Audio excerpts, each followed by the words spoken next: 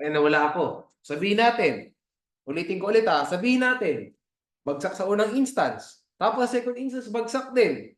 Legitimate contractor yan. So, paano kung babagsak sa second instance? Ibig po sabihin, yung contractor pa rin ang nagkocontrol sa trabaho ng empleyado. Like sa security guard nga, sabihin natin, nagsasabi pa din paano ang rotation.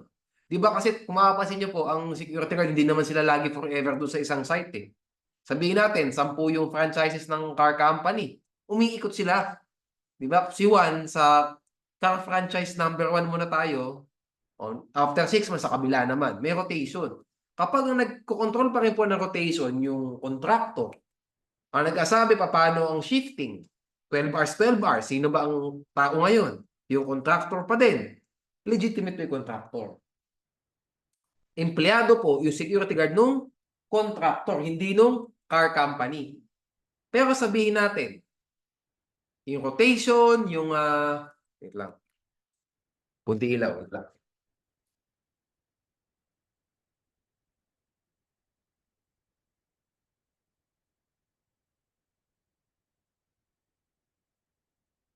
Okay.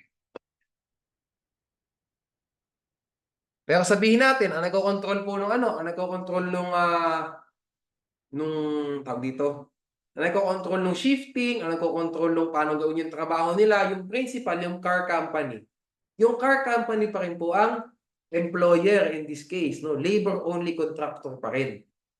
Yung contractor ng security guard, no? Kasi tama nga naman, sinuplen lang kita ng tao. Nung pagkakabigay ko sa'yo ng security guard, ikaw na lahat ang nag-control sa trabaho ng tao. Hindi mo pwedeng sabihin na legitimate yan.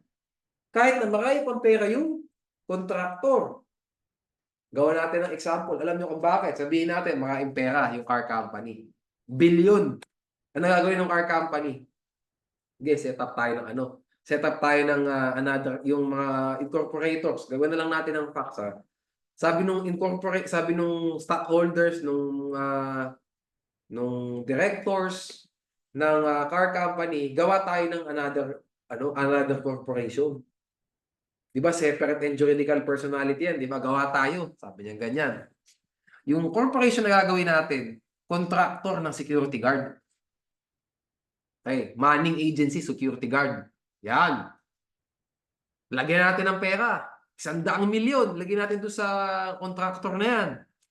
Lagyan natin lahat ng pera doon. Lahat ng baril, lahat ng bala. Bila natin lahat. Uniform. Doon sa contractor natin dadalhin. After nun, yung contractor ang mag-hire ng security guard. Tapos, mag-supply siya ng tao sa atin. Pero magkocontrol pa rin po ng security guard yung car company. Pwede mangyari yan, di ba? Kasi separate and juridical personality eh. Even though interlocking yung directors, interlocking yung officers, separate pa rin sila. However, kaya po inilagay itong second instance na to para ma-prevent yung ganung senaryo. Di ba? Kasi ganyan guys, yan ang ko sa inyo. Dapat binibigyan natin ng context talaga ng examples. Di ba nakita niya mas malinaw? Kasi pwede palang ginagawa yun. Yes, ginagawa yun. No? Kasi ang dali naman kung mayaman ka nga na company, gusto mo, hindi mo empleyo, yung mga security guards dyan, balahan mo, lagyan mo ng pera yung i-organize mo na agency, na contractor. Lagyan mo ng pera. O di may substantial capital investment ka pa. 100 milyon ba naman eh. Di ba? O di wala ka sa first instance. Pero, yung main company mo pa rin, yung ulo, yung principal mo pa rin ang nagkocontrol sa tao. Ano ang resulta? Labor only contractor pa rin, hindi legitimate. Labor only. See? Ganun po, no? So, ganyan ang style. Ano ang tatandaan nyo ulit? Ulitin ko. Sige, ilang ulit na ako dito. Ayoko kasing malito kayo. 3 lang ang kailangan nyo tingnan dyan. Itong performing directly related, malamang hindi dito tatanong. Hindi dito tanong. Kasi karamihan naman po ng trabaho related sa main business, kahit janitor eh. Janitor, directly related sa main business yan. Food business ka. Aba, kailangan malinis yung lugar mo. Di ba? Otherwise, walang kakain dyan. Directly related to the main business. Kahit na hindi po siya yung talagang kumukuha ng order, nagluluto ng pagkain. Okay, no problem. Directly related to main business pa din.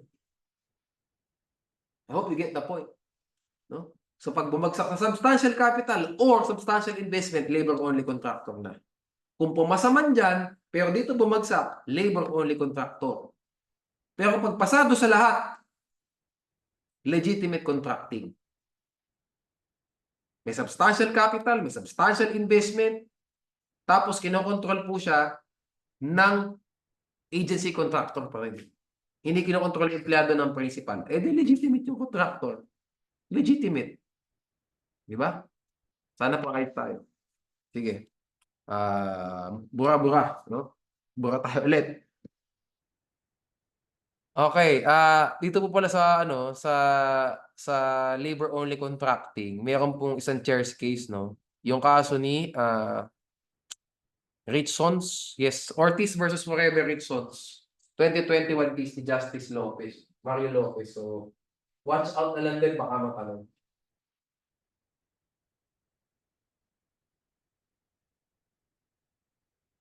By the way po pala, no, sa labor law, so far, pinakamarami po itong kaso sa lahat ng mga cases, sa lahat ng mga Chair's cases, 33. No? If my memory serves me right, 20s lang yung ano yung criminal law, tapos yung remedial law, wala pang 20. Based po sa records lang namin. No? So, yung talagang main topic do sa kaso is labor law, gano'n. O main topic sa kaso is remedial law.